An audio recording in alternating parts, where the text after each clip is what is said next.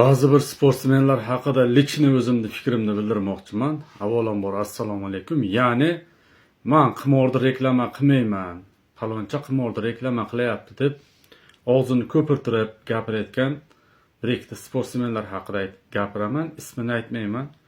Chunki bu gapim iminni bir insonga tegishli emas.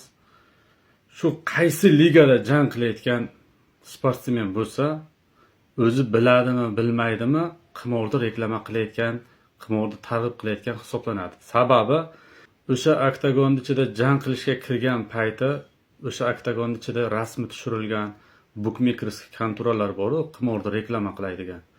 O'sha yerda jang qildimi, o'shani jangini kimdir ko'rsa, baribir o'sha reklamalarga ko'zi tushadi.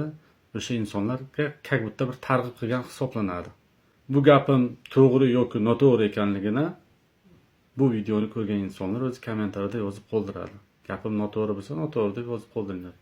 Jonlaring sog' bo'lsin. Abdush hurmatdasilar.